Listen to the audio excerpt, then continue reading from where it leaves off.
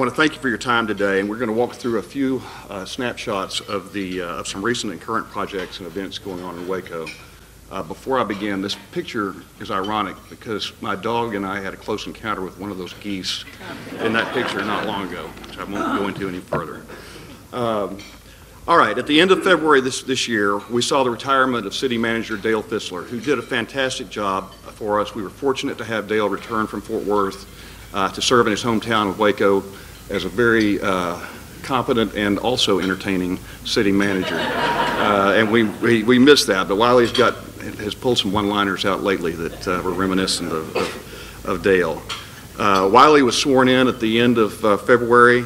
He brings over 42 years of operational experience in the City of Waco, in addition to having deep family roots working for the City of Waco. And his love of Waco and the employees and the citizens here just shine through. And he is a problem solver. He gets things done, and he listens to his people. And he doesn't. It's not an authoritative type approach. It is a wise approach, and we're very fortunate to have WILEY. ANDREA BAREFIELD was elected to the Waco City Council to District 1 in May. And what a great addition to our council. We're so fortunate to have ANDREA. She took the position that was filled by Noah Jackson after WILBERT Austin's untimely death. And ANDREA's history of leadership in Waco is inspired by her mother's terms here in Waco on City Council and then as mayor. And ANDREA, we're just really, really glad to have you on the council.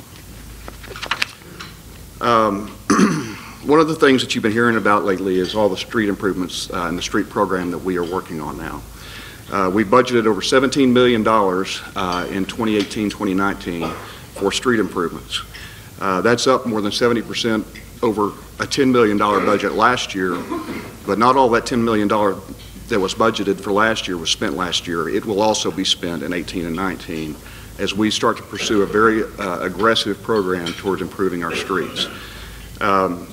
Back in 2015, the council approved a study by a company that has a vehicle that drove all of the over 1,000 lane miles, over 1,000 lane miles in the City of Waco, and graded each and every one of them, and put those into a system that we can now use to manage our pavement as we go forward.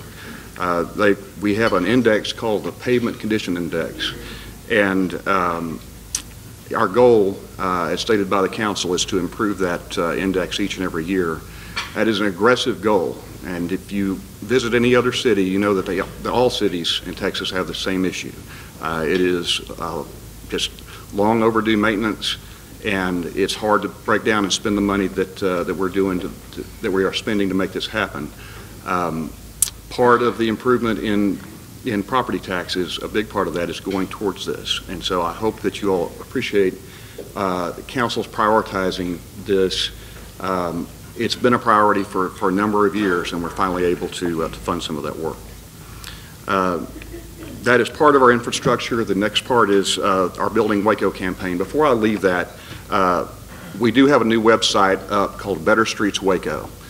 Where you can go. It's betterstreetswaco.com. You can go there, or you can find it from our main website, and it will show you an interactive map of what projects are scheduled for 2018-19, what kind of asphalt repair we're doing on those streets, and it's very informative, and just one of the many things that our Public Information Office does to help our citizens understand what's going on. Buildingwaco.com is another such website. Building Waco is our 10-year, nearly $300 million infrastructure program, and it's making steady progress. Since 2015, we've completed 44 projects valued over $36 million. Another 25 projects worth more than $104 million are under construction, and another $69 million in projects is under design. I'll show you a couple of examples of those. One is the OWEN Lane Tower, which I think we have a video showing the raising of that tower. This is a $3.8 million project. It's a tower to replace a water tower that was built in 1960 and had outlived its useful life. It's a 2 million gallon water tower there at the corner of OWEN and Loop 340. I think we have the full time lapse showing the old tower being taken down and the new one going up. Is that on the website as well? Do you know, Dory? Okay, so if you're interested, it's pretty fun to watch that. The next is HILLCREST ground storage. These are just examples. This is 2 million gallon storage facilities that are replacing a 5 million gallon storage facility that was built 100 years ago. Just to give you an idea of how old some of our infrastructure is. This is a $12.9 million project. And like this project, many of these projects are things that you don't see, but that make things happen when you turn the water on, when you flush your toilet. You expect things to work like they're supposed to. And if we don't make these kinds of investments, the future of our city is not nearly as bright. So I really appreciate the Public Works Department that is getting these things done. The next is automated water meters. This was a $12 million project to convert the city's standard water meters into smart meters. And this was funded in part by a low-interest loan from the Texas Water Development Board. With this new system, users can check their water usage from their smartphones or from their computers to help them conserve water, which is, as we all know, is going to be important as we go forward. We also think that we have the opportunity to save up to 480 million gallons a year throughout the city through the use of these programs, these new meters. The 25th Street Fire Station, this was the 25th Street Theater, and this will replace the old number 6 fire station, which is the oldest and smallest of our fire stations. As many of you remember, like I do, attending movies at the 25th Street Theater. I saw the first Star Wars movie there, in 8th grade, I believe. It's seen better days, and you know there was an effort to save that theater. The roof is collapsed. It's completely dilapidated. There's no way to save it at this point. But we do hope to incorporate some of the architectural elements from this theater into the new fire station, and we know that it will be an anchor for this important neighborhood in our community. One of the significant investments we've made over the last couple of years is body-worn cameras for the police. This was also a council priority. We feel like this is really important for transparency and for the peace of mind of both our citizens and our police force. We think that this has been proven technology now. We didn't want to jump into it too early. I think we've gotten into it at the right time. But it is a significant investment, both in upfront cost and ongoing expense, because you've got to manage that data, and it's got to be kept in a secure environment. And it's a much more expensive thing than just putting a camera on the front of a policeman. But Chief, I want to thank you for taking the lead on this. We're excited about having this. Waco Fire Station 8 held a community push-in for their new fire engine, replacing a 13-year-old fire engine. This engine does run and it does have reverse, I'm told. But apparently this is a throwback to the horse-drawn and hand-drawn fire trucks and fire apparatus. Fire departments and firemen tend to have a deep sense of history, and they like to keep up these kinds of things. WILBERT Austin Sr., as we all know, passed during his last term as council and was replaced by Noah Austin.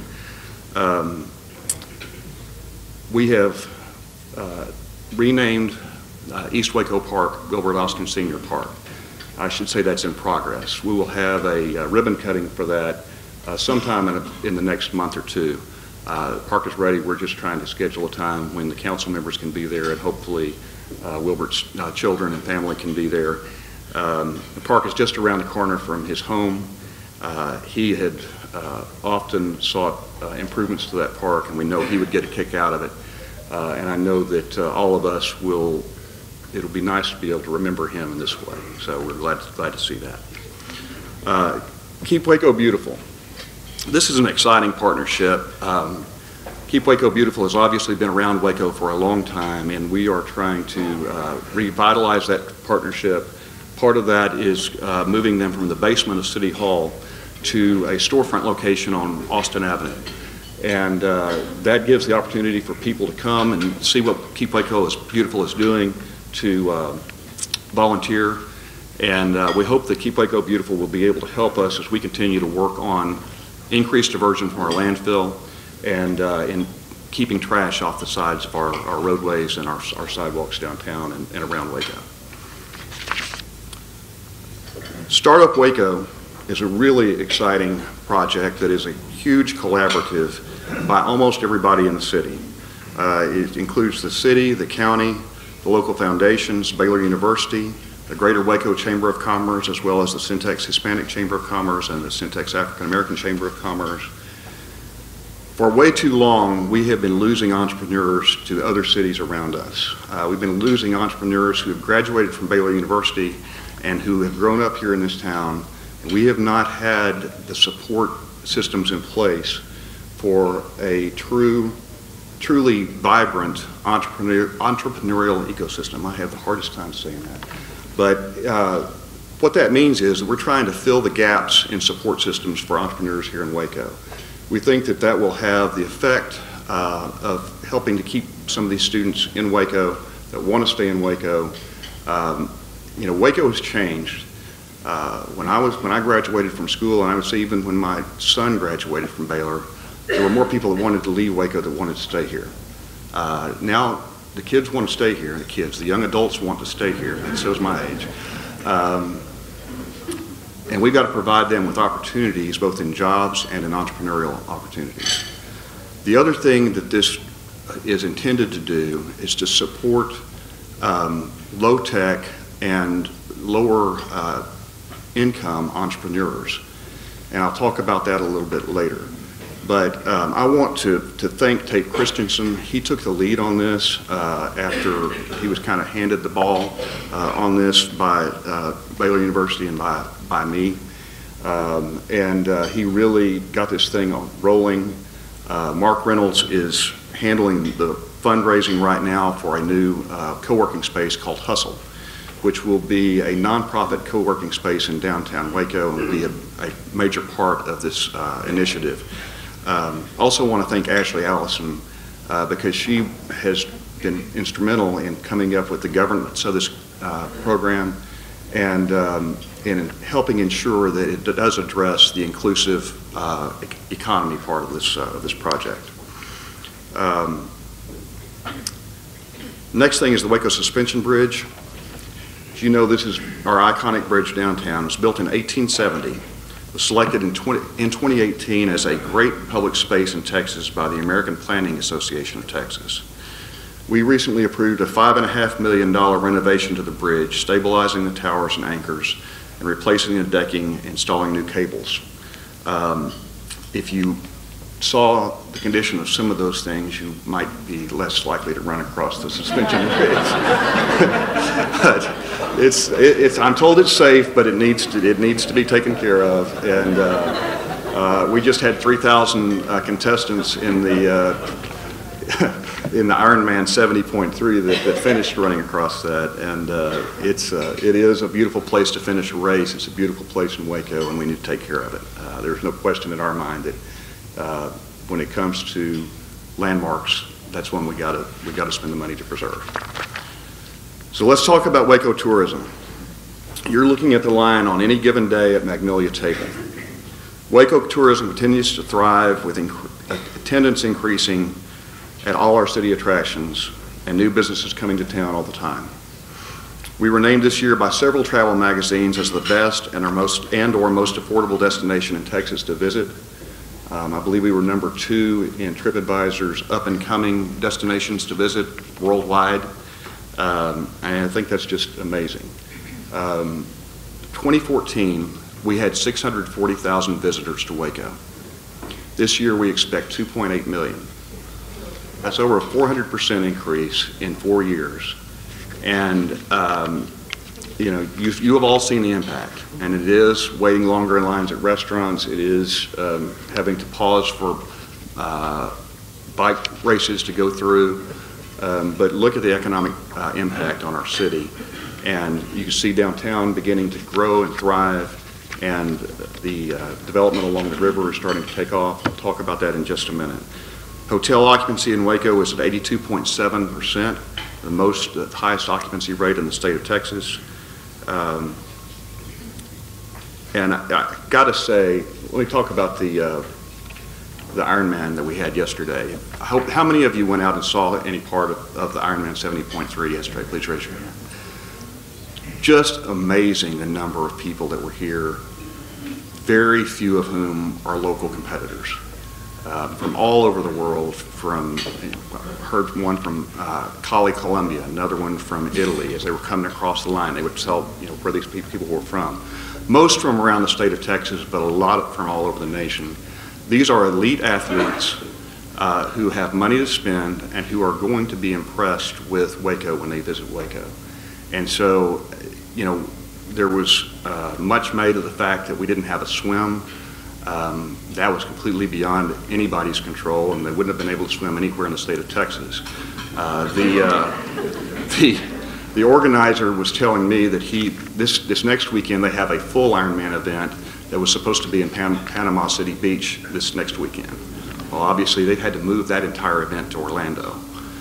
You can imagine what's involved with that. So they've dealt with a lot of weather issues this year. The competitors were thrilled with this course. They were so impressed with Waco, and they'll be back. We have a 5-year contract with them, and this is a really big deal for the city of Waco. And I want to congratulate Will Phipps and the Sports Commission, the Greater Waco Chamber of Commerce.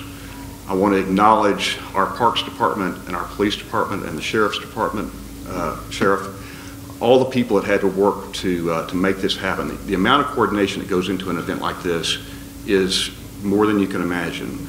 I ran into Jonathan Cook and Megan during the race, and they had just come over from the Emergency Management Center where we had 30 people working in the Emergency Management Center. Now, that just tells you the kind of thing that they're having to work to watch to be sure everybody is well taken care of and kept safe. And as far as I know, it went off without a hitch. So thank you to our staff, and thank you.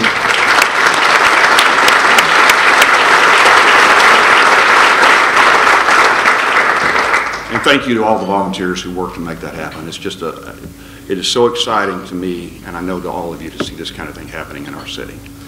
The CVB and the city began a Waco Ambassador program this year, encouraging kindness and hospitality to visitors from Waco. Okay, this one I'm a little bit, I probably should have vetoed this, but I'm kind of proud of it anyway. As you can see, our family got a new pineapple this year, courtesy of my son Nick and his wife Anna Louise. That's baby Scotty. So the idea is to ask the question, what's up with the pineapple? And it's to remind you to stand tall, be sweet, wear your crown, and love Waco. The pineapple is a traditional symbol of hospitality throughout the world, and we have made the most of it here in Waco. Holly Tucker wrote a great song and performed it on a video that has gotten a lot of good reviews. Waco events continue to grow. Last year we brought in over 100,000 people to the downtown area. The Parks team consistently wins awards, and this year the Texas Festivals and Events Association recognized the City of Waco statewide for producing quality community events and marketing materials for Waco's festivals, such as Waco Wonderland and Pites in the Park. Last year we permitted nearly 250 events. That's in the City of Waco. How many weeks are there in the year? So that's like 5 events a week. It's pretty amazing. In addition, in addition to that, we've had huge crowds at Tri Waco, the Silo District Marathon, and most recently the Ironman 70.3. I want you to think about the last 2 weekends and this weekend. 2 weekends ago we had Fall Celebration. This past weekend we had the Ironman 70.3, and this weekend we have Baylor Homecoming. That's back-to-back-to-back weekends, just packed with tourists in our city. Cameron Park Zoo, this is the 25th year anniversary of the Cameron Park Zoo, and they set an attendance record this year with 300,000 visitors. They continue to do world-renowned work with captive orangutans, and that's baby Rajak. Waco, if you'll recall from last year, was designated a film-friendly city, And most recently, we have 5 minutes of the movie The Old Man and the Gun that were shot in Waco, including at American Bank, shameless plug, as well as downtown and on Elm. The Waco Film Commission also conducted a familiarization tour for 25 Texas-based location scouts, and so expect more movies to be shot here in Waco. Okay, I-35 is a huge topic of conversation, and the work on that will begin right after the first of this year. We are one of the last sections of I-35 to be expanded between the Red River and the Rio Grande. It is overdue. It needs to be done. It's going to be terribly disruptive, and you just need to know that. We know that. We are concerned about that. We have established, with TxDOT's help, we have established a communication steering committee that is chaired by Dylan Meek, who is also the chair of the Metropolitan Planning Organization. And we are focused on trying to communicate with our businesses and with our visitors in every way that we can. We have a meeting that will be scheduled in late November or early December that will be kind of a preliminary meeting to let you all know what kind of chains of communication to expect, to get your ideas for additional ones. That meeting will not contain information about which section of the road is going to be done at what time, because the contract with the contractor will be let in December, and the contractor will have an opportunity to give input into how the contract runs and how the project runs. And TxDOT wants to give them that opportunity to try to save time and money. So once they have done that, we'll have a second meeting where we'll be able to tell you exactly when the areas in front of your businesses will be impacted. But at the meeting in November, December, you will be able to see exactly how the project lays out, what it will look like when it's completed, and open link chains of communication with TxDOT and with your appropriate officials. We spent several days last week in Austin working with TxDOT, trying to get the southern portion of this project funded. As most of you know, this project was originally supposed to be from loop to loop as one project, from Loop 340 on the north to Loop 340 on the south, all along I-35. That got broken out about a year and a half ago because there was not funding to fund the entire part. And a portion of the southern part, this project currently goes from Loop 340 in the north to somewhere between 12th Street and 18th Street, and then the southern part is from that point down to Loop 340 on the south. That's called Project 4C, Phase 4C of the project. We are trying very hard to get TxDOT to work with us to fund Project 4C so that it can be done concurrently and not come at the end of construction on the northern portion. We were trying to convert it from potentially an 8 to 10 year project to a 4 to 5 year project. And I think there's all kinds of logic for Waco business owners to do that. We've had great help from many of you. I want to acknowledge David Lacey particularly for working behind the scenes to try to help us with this. We need to continue to work every angle that we can to try to get this done. Doc Anderson has been extremely helpful with this. Senator Birdwell is trying to help us with this, and so is Kyle McSal. And we're just going to have to continue to work on this because TxDOT has tremendous funding gaps. They've got lots more projects than they got dollars. Even though the funding is better because oil prices are better, there still are huge gaps. And so we've got to be competitive, and we've got to demonstrate the need to get this project done. The landfill is always my favorite topic, and no presentation from the city would be complete without it. This continues to be a challenge for us. We have submitted an application for what's called Parts 1 and 2, which is essentially the first half of the permit with TCEQ for the TK Parkway site in eastern McLennan County and Limestone County. That work is underway. We're doing testing out there in conjunction with that. There are lots and lots of studies and testing that must be done. A lot of that work had already been done at the old Arena Road site, and we are actively pursuing this permit at this point. I want to be clear again that this does not mean that we have abandoned the old Arena Road site. This process is so fluid and so complicated that until you get a permit, you don't know that you're going to get a permit. And we've got to have a landfill for our city and for our region to be able to control our solid waste costs for the taxpayers of the City of Waco, the tax and ratepayers of the City of Waco. And truly for all our neighboring cities and for those that live in the county. Almost exclusively they use the Waco landfill. It's a regional landfill that serves the Hot Cog region of 6 counties and then serves additional counties beyond that. I want to be clear, about 90% of our solid waste comes from McLennan County, and the vast majority of that comes from Waco. But that's also where the population is. And all these other counties are, and municipalities are using this landfill as well. You know, as I mentioned earlier, we are continuing to work on additional diversion, recycling, and anything else that we can to prolong the life of each landfill, but we only have about 5 to 6 years left in this landfill, so we're sort of reaching the point of having to make a critical decision. And so we are going to continue this permit application, and then if we need to make an adjustment, we will as time goes along. The Lake Brazos Dam, as many of you know, as you all know really, some of you probably remember when the Lake Brazos Dam failed on a regular basis. And as long as that was happening, we could not get development downtown. The Lake Brazos Dam has worked well. It still has a few issues, and those issues are being addressed. We have received word that we are going to get some funding from the Corps of Engineers for the Lake Brazos Dam, and also for some erosion down by the WMR's sewage treatment plant just downriver from that. We were really grateful, Janet, to Representative Flores for his help in obtaining that. In addition to all these projects, the Council approved an $8.9 million certificate of obligation for the tax increment financing zone for 3 major pedestrian projects in the center of the city. The bonds will provide $1.3 million for streetscape improvements along Webster Avenue, including sidewalks, curbs, and street lamps, $2.1 million for better lighting and sort of enhanced features with lighting underneath the I-35 overpasses once those are completed.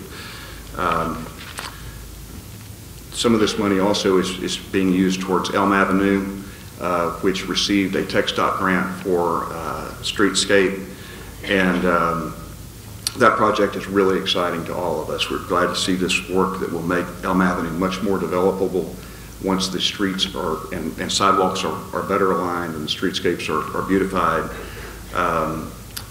The 700 block of Elm Avenue is going to be sort of a demonstration block. We've got developers who have got projects going there, and we're working with them to show what can be done on Elm, and very excited about that.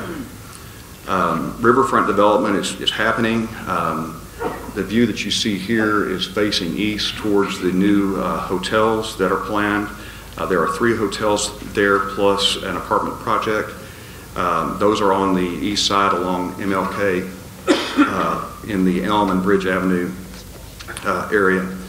And those projects are moving along pretty quickly now. The Catalyst project, which is the big project that we talk about every time we have one of these meetings, is on the opposite bank, and we are almost through with the, well, let me say, the TCEQ cleanup is complete. Environmental issues are handled. We're finishing up the legal documents.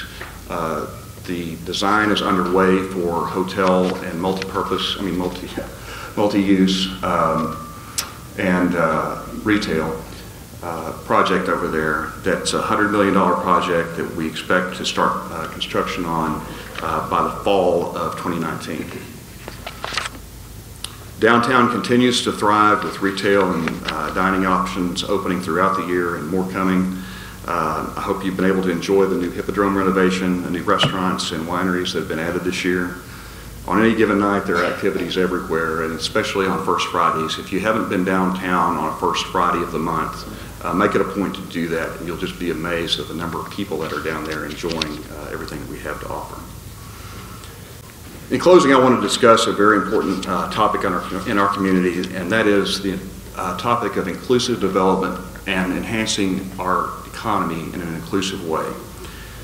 Waco has enjoyed tremendous success over the last few years, and the future for Waco is very bright. Yet we continue to experience an unacceptably high rate of poverty in our city. As the ring neighborhoods around downtown Waco begin to redevelop, it is important that we work with the residents of those neighborhoods to help them be included in that growth and not run over by that growth. We've visited a number of cities, and that's one of the great things about serving on the council and serving as mayor, is that we have the opportunity to go to the different cities and see how things have worked and what things have not worked. We recently visited Durham, which is a city very similar to Waco in many ways, with Duke University there. That downtown has redeveloped in a wonderful way, except all of the black residents have been forced out. And we don't want that to happen in Waco. Waco is on the precipice of East Waco redeveloping in a really exciting way. The work that has been done, that's happening downtown, the streetscape work that is about to happen, all gives rise, and you're seeing already, we are seeing many projects going into East Waco. It's important that we try to do that in the most equitable way possible. We don't know exactly what that means, because that's a challenge, but we are working on it hard. We're looking at other cities. We're trying to find ways, things that have worked, and to emulate those. I invite you to join us in that work. And if you have ideas for that, we need them. We're going to be working closely with our partners, with City Center Waco, with the African American Chamber of Commerce, with the Hispanic Chamber of Commerce, the Greater Waco Chamber of Commerce to get this done. If we can do it right, it'll be a shining example for other cities. And the other ring neighborhoods are going to be following right behind East Waco. So East Waco is the highest priority right now because of all the money that we're putting into it right now. And because of that, I think it's poised to take off. And we've got to be ready for it. So thank you very much for your time. We appreciate you being here.